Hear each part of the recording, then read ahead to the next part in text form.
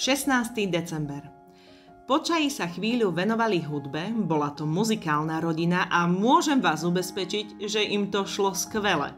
Keď spustili zborovo, alebo keď si zaspievali nejaký kánon, najmä Topper zaťahoval svojim basom ako naozajstnej base. Fredova mladá žena pekne hrala na harfe a medzi iným zabrnkala jednu obyčajnú pesničku, pri ktorej Scroogeovi znovu všetko ožívalo a zaplavovalo ho čoraz väčšie dojatie. Videlo sa mu, že keby bol tú melódiu pred dávnymi rokmi počúval častejšie, mohol si pre svoje vlastné šťastie vypestovať lásku k životu a nemusel byť odkázaný len na hrobárovú lopatu, ktorá pochovala neboštíka Jacoba Marleyho. Po čase sa naša partička začala hrať na zálohy, vlastne najprv sa hrali na slepú babu. Pravdaže, Fredova žienka sa nezúčastnila tejto hry, ale pri hre Ako, kedy, kde, pri ktorej na veľkú utajovanú radosť Scroogeovho synovca pobila všetky svoje sestry, hoci aj to boli bystré hlavičky, neustále prejavovala lásku svojmu zbožňovanému. Dokopy tam bolo zo 20 ľudí a všetci, mladší i starší, sa hrali. Dokonca aj Scrooge. V zápale hry celkom zabudol, že jeho hlas nemôžu počuť, vykrikoval svoje tipy a veru veľmi často uhádol, lebo ani tá najostrejšia ihla so zárukou, že sa niť v jej ušku nerozreže, nemohla byť taká ostrá ako Scroogeov ostrovtip.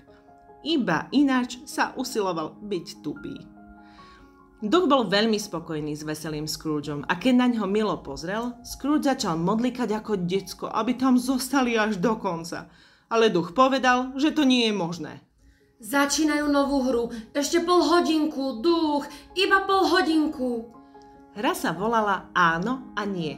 Scroogeov synovec si pri nej mal niečo myslieť a ostatní hádali. Odpovedal len áno a nie, podľa potreby.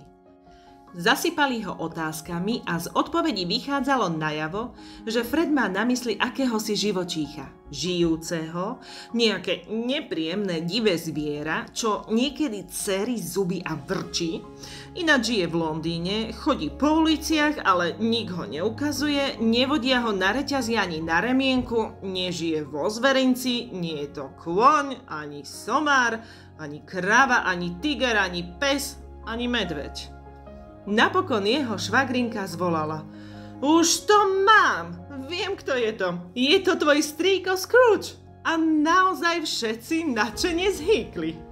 Ach, ako sme sa pobavili na jeho účet, bola by to nevďačnosť, keby sme si nevypili na jeho zdravie. Chopme sa pohárov s vareným vínom a pripíme mu. Na zdravie, strýčko Scrooge. Nech žije strýčko Scrooge. Strýko Scrooge sa celkom rozveselil, bolo mu ľahko na srdci a iste by bol rád prípiel spoločnosti, ktorá o ňom nevedela a poďakoval sa jej nehlasnou rečou, ale duch mu už nedožičil času. Len čo synovec dohovoril, celý výjav sa stratil a on i s duchom sa už uberali ďalej. Bola to dlhá noc, ak to bola iba jedna noc, o čom Scrooge zapochyboval, lebo za ten čas, čo strávil s duchom, mohli uplynúť celé vianočné sviatky. A kým Scrooge zostával stále v rovnakej, nezmenenej podobe, duchovi akoby pribúdali roky, navidom oči ostarieval. Scrooge badal túto čudnú zmenu, ale nič nevravel. Ozval sa, až keď sa po odchode z detského trojkráľového večierka ocitli na voľnom priestranstve a videl, že duchovi vlasy už celkom zosiveli. Duchovia žijú krátko? Môj život na tejto zemi je veľmi krátky. Dnes v noci sa skončí.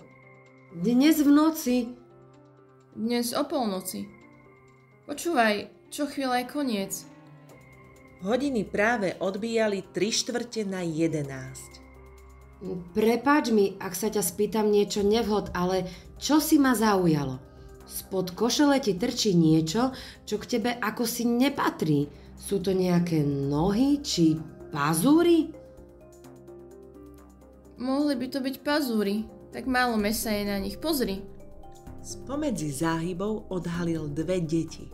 Biedné, strápené, hrozné, mrzké úbožiatka. Ach človek, pozri. No len si ich dobre pozri. To sú deti človeka. držia sa ma, odvracajúca od svojich otcov. Tento chlapec je nevedomosť. Dievča je núdza. Daj si pred nimi pozor, aj pred všetkými ostatnými z ich pokolenia, ale najmä sa chráň pred týmto chlapcom, lebo na jeho čele vidím znamenie skazy a ak mu ho nič nevymaže, daj si pred ním veľký pozor. Zakry si pred tým oči. Zneváš tých, čo ti to povedia. Sebecky si nič nevšímaj a zaviníš, že sa všetko ešte zhorší a koniec si potom neželaj. Nemajú sa kam podieť? Nemožno im pomôcť? Nie je dosť väzení? Chýbajú pracovné tábory? Hodiny odbíjali 12 a ducha nebolo. Darmo sa Scrooge po ňom obzeral. Keď doznel posledný úder, spomenul si na slova starého Jacoba Marleyho, zdvihol pohľad a zbadal velebný prízrak. Zahalený, so zakrytou tvárou, blížil sa k nemu pomaly ako hmla plaziaca sa po zemi.